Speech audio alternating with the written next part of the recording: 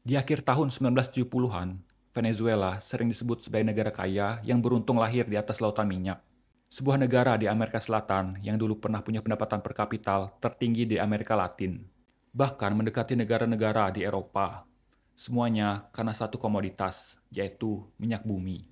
Harga minyak dunia meledak setelah krisis minyak 1973. Negara-negara OPEC, termasuk Venezuela, sudah tentu menikmati keuntungan luar biasa ini. Gedung-gedung baru mulai dibangun di kota-kota di Venezuela. Banyak proyek baru diluncurkan, dan pemerintah menggelontorkan uang yang sangat besar untuk program sosial, subsidi, dan gaji pegawai negeri meningkat. Di atas kertas, hidup di Venezuela terasa sangat indah. Tapi, di balik kilau dolar minyak itu, ada bom waktu yang pelan-pelan siap untuk meledak. Pendapatan Venezuela sangat bergantung pada ekspor minyak. Lebih dari 80-90 devisa negara datangnya dari ekspor minyak ini. Sedangkan industri lain melemah. Sektor pertanian dan manufaktur tertinggal. Karena pemerintah Venezuela berpikir, ngapain susah-susah bangun sektor lain sedangkan hidup dari minyak lebih gampang. Pemerintah lalu membelanjakan uang besar-besaran buat subsidi bensin, makanan yang murah, proyek-proyek baru diluncurkan, dan jangan lupa birokrasi yang semakin gemuk. Semuanya akan berjalan baik selama satu hal ini tetap terjaga, yaitu harga minyak tetap tinggi. Disinilah datangnya masalah. Seperti yang kita tahu, harga komoditas dunia itu tidak pernah stabil selamanya. Memasuki ke pertengahan 90-an, dunia mengalami oil glut atau kelebihan pasokan minyak. Negara-negara produsen minyak, termasuk negara-negara di Timur Tengah seperti Arab Saudi, mulai meningkatkan produksi minyak mereka. Dikarenakan produksi minyak bumi ini melimpah, harga minyak pun jatuh. Pendapatan Venezuela ikut ambruk. Utang yang dulunya terasa ringan saat uang mengalir, sekarang terasa mencekik. Inflasi mulai naik, defisit anggaran melebar. Hidup yang dulunya di atas kertas di Venezuela, sekarang pelan-pelan terasa seperti terjebak di dalam kutukan sumber daya alam. Mereka menyadari bahwa mereka terlalu nyaman hidup dalam satu komoditas. Tahun 1989, Carlos Andrés Pérez kembali berkuasa sebagai presiden. Ironisnya, saat periode pertama di tahun 1970-an, ia dikenal sebagai presiden yang membuat rakyat makmur, dikarenakan di masa itu minyak di harga yang tertinggi. Namun kali ini, dia berada dalam kondisi kebalikannya. Uang menipis, ekonomi krisis, banyak nepotis. Untuk menyelamatkan ekonomi, pemerintah meminta bantuan IMF. Tapi tentu saja bantuannya tidaklah gratis. IMF bersedia membantu, tapi dengan syarat, yaitu subsidi yang dikurangi, harga BBM dinaikkan, tarif transportasi juga dinaikkan, dan belanja negara dipangkas habis-habisan. Di mata rakyat Venezuela, mereka mengartikan bantuan IMF ini sebagai sudah jatuh tertimpa tangga. Hidup yang sudah susah malah ditambah susah. Tanggal 27 Februari 1989, di kota kecil Guarenas, dekat Caracas, rakyat mulai tidak tahan dan mereka pun mulai beraksi. Tarif bus dan harga BBM naik tajam karena syarat dari IMF ini. Sopir dan penumpang semuanya jadi marah. Para pekerja dan mahasiswa melakukan protes. Tapi protes yang tadinya hanya tentang tarif bus cepat berubah menjadi ledakan sosial. Orang-orang mulai turun ke jalan, meneriakan ketidakpuasan yang sudah lama dipendam. Harga makanan yang naik, upah yang tidak cukup, korupsi di elit politik, dan rasa ketidakadilan yang menumpuk. Gelombang protes menyebar ke Caracas, ibu kota negara Venezuela. Kerusuhan, penjarahan, pembakaran, dan bentrok antara rakyat dengan polisi tidak terelakkan. Pemerintah merespon dengan cara yang keras yang bisa mereka pilih, yaitu menurunkan militer dan memberikan izin tembak. Pasukan militer menembaki warga. Rumah-rumah di pinggiran digeledah. Ada yang ditangkap, dipukuli, dan ada yang tidak pernah kembali. Kejadian ini sering disebut Caracazo. Jumlah korban dari kejadian ini sekitar 277 orang hilang nyawa. Tapi ini menurut pernyataan pemerintah. Menurut laporan LSM dan sumber independen, korban jiwa mencapai 2.000 hingga 3.000. Dengan ribuan lainnya luka dan ratusan orang hilang.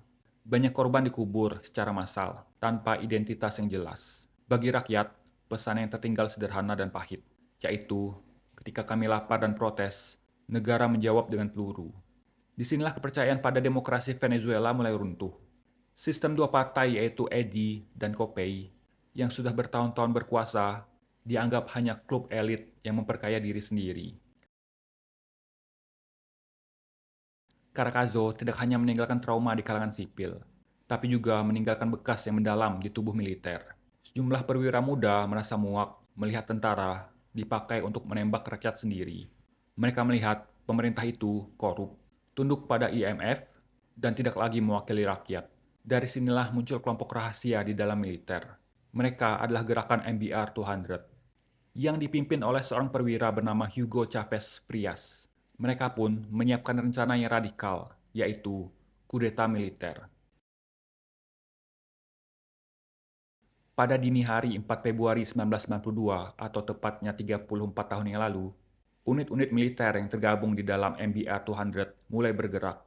Kendaraan lapis baja dan tank mengarah ke beberapa kota besar, termasuk Caracas.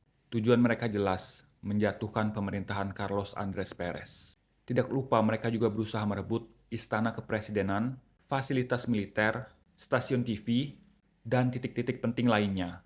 Namun sayangnya, rencana ini tidak berjalan mulus. Sebagian unit militer tidak ikut bergabung. Ada juga informasi yang bocor, serta komunikasi yang tidak solid, yang menyebabkan presiden berhasil lolos dari upaya penangkapan. Dan pasukan militer presiden yang setia melakukan perlawanan balik ke MBR 200 ini. Pertempuran pecah di beberapa titik, yang menyebabkan sekitar 32 orang kehilangan nyawa, dan melukai sekitar 130 orang, termasuk tentara dan warga sipil yang terjebak di tengah baku tembak. Pada akhirnya, pemberontakan ini pun gagal. Hugo Chavez dan perwira lainnya ditangkap dan dibawa ke penjara. Tapi, di balik kegagalan ini, ada sedikit harapan. Dan ini menjadi satu momen yang mengubah sejarah. Pemerintah memaksa Chavez tampil di TV nasional. Tujuannya menyuruhkan penghentian kudeta. Dengan seragam militer dan wajah lelah, ia mengakui bahwa kudetanya belum berhasil. Lalu, ia mengucapkan dua kata yang melekat di ingatan rakyat Venezuela, yaitu por ahora, yang artinya untuk saat ini. Dua kata ini terdengar seperti janji. Seakan-akan Chavez berkata, kami mungkin kalah hari ini, tapi perjuangan belum selesai. Di saat ini, bagi rakyat Venezuela yang muak pada korupsi dan trauma Caracazo, Chavez tiba-tiba menjadi simbol harapan. Beberapa bulan kemudian, di tahun yang sama, Venezuela diguncang kudeta lagi. Pada 27 November 1992, kelompok perwira yang lain, tapi masih terkait dengan MBR 200 dan simpatisan Chavez, meluncurkan kudeta kedua. Kali ini, fokus mereka adalah Angkatan Udara dan Angkatan Laut. Mereka belajar dari kegagalan kudeta sebelumnya. Mereka merencanakan serangan dilakukan saat dini hari. Mereka juga berusaha menguasai media dan komunikasi. Tidak lupa menggunakan pesawat tempur untuk menyerang pemerintahan. Pertempuran terjadi di berbagai titik. Pesawat militer dari pihak MBR 200 membombardir fasilitas pemerintah. Sementara pesawat militer dari pihak pemerintah mencoba menahan dan menembak jatuh pesawat pemberontak. Korban jiwa kali ini jauh lebih besar daripada kudeta sebelumnya. Perkiraan menyebutkan sekitar 170 orang kehilangan nyawa, dan 95 orang lainnya luka-luka akibat kejadian ini. Tapi sayangnya pada akhirnya, kudeta kedua ini juga gagal. Dan akhirnya banyak militer pemberontak kabur ke Peru dan mencari suaka. Dua kali kudeta di satu tahun, plus ingatan Caracazo, membuat rakyat Venezuela semakin muak dan yakin bahwa sistem politik benar-benar sudah rusak. Pada Mei 1993, akhirnya Presiden Carlos Andrés Pérez lengser. Menariknya, dia tidak jatuh karena kudeta. Dia justru jatuh karena korupsi. Pada saat itu, Mahkamah Agung Venezuela menyatakan mereka mendapatkan cukup bukti untuk mengadili Perez terkait penyalahgunaan dana publik. Skandal ini melibatkan jutaan dolar yang dialihkan ke rekening khusus. Dia beralasan ini untuk keamanan nasional, tetapi penggunaannya tidak jelas. Parlemen pun bergerak. Dalam sebuah momen bersejarah, presiden yang pernah selamat dari kerusuhan Caracazo dan dua kudeta dan tekanan politik akhirnya dimakzulkan oleh sistem hukum. Kejatuhan Perez ini tidak otomatis menyembuhkan luka di hati negara. Kepercayaan terhadap partai-partai lama runtuh. Partai tradisional seperti Edi dan Kopei kehilangan dukungannya. Venezuela masuk fase krisis legitimasi total. Rakyat sudah tidak percaya lagi pada semua partai politik yang mewakili sistem lama. Di tengah hancurnya sistem pemerintahan, harapan mulai tumbuh. Nama yang dulunya muncul sesaat di TV dengan kata por ahora pelan-pelan naik lagi ke permukaan. Setelah 2 kudeta kejadian ini, Chavez dipenjara di penjara militer. Tapi di mata sebagian rakyat, ia bukan sekedar tahanan. Ia adalah orang yang berani menentang rezim, yang menembaki rakyat pada Caracazo, dan pemerintahan yang tunduk pada IMF. Pada 1994, Presiden yang baru, Rafael Caldera, memberikan amnesti bagi banyak pelaku kudeta 1992, yang termasuk Chavez. Saat pintu penjara terbuka, Chavez keluar bukan lagi sekedar sebagai prajurit gagal kudeta, tapi sebagai simbol politik. Ia berkeliling Venezuela, mengunjungi desa-desa miskin, lingkungan yang kumuh, barakan militer, kampus, dan bahkan pasar. Dia sering mengkritik IMF dan berjanji untuk mengembalikan kekayaan minyak kepada rakyat, serta menceritakan tentang pengkhianatan elit yang hidup mewah di atas penderitaan rakyat. Pada Desember 1998, Venezuela menggelar pemilu. Partai-partai lama membawa kandidat lama, retorika lama, dan janji lama. Di sisi lain, Hugo Chavez maju sebagai calon outsider. Mantan tentara, pernah memimpin kudeta, pernah dipenjara, anti-IMF, dan mengusung sesuatu yang ia sebut revolusi Bolivarian. Di mata banyak rakyat, pilihan ini sangat jelas. Mereka bosan dengan sistem yang sama, wajah yang sama, partai yang sama, dan hasil yang sama. Akhirnya, Chavez menang dengan suara mayoritas, sekitar lebih dari 50%, dan mengalahkan lawan utama dari kubu tradisional. Lalu dia dilantik sebagai Presiden Venezuela pada 2 Februari 1999. Kudeta 1992 mungkin gagal secara militer, tapi bisa dibilang kudeta itu menang secara politik lewat kotak suara pada 1999. Setelah berkuasa, Chavez bergerak cepat. Ia mendorong referendum untuk membuat konstitusi baru, memperluas kekuasaan eksekutif, memodifikasi struktur politik, dan mengukuhkan apa yang ia sebut Republik Bolivarian Venezuela. Di saat Chavez memerintah, perusahaan minyak negara semakin dijadikan alat politik dan sosial. Ketika harga minyak dunia naik lagi pada awal 2000-an, Venezuela kembali kebanjiran uang. Keuntungan dari harga minyak yang naik ini dia pakai untuk program sosial besar-besaran. Program ini dia sebut sebagai Misi Bolivarian. Pendidikan gratis, membangun klinik kesehatan di lingkungan yang miskin, subsidi makanan, dan perumahan murah. Di era Perez, pendapatan minyak dipakai untuk subsidi dan belanja besar.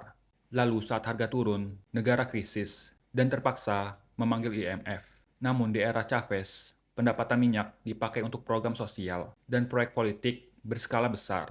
Saat harga tinggi, program jalan. Tapi ketika harga minyak jatuh dan pengolahan ekonomi lemah, fondasi negara menjadi goyah.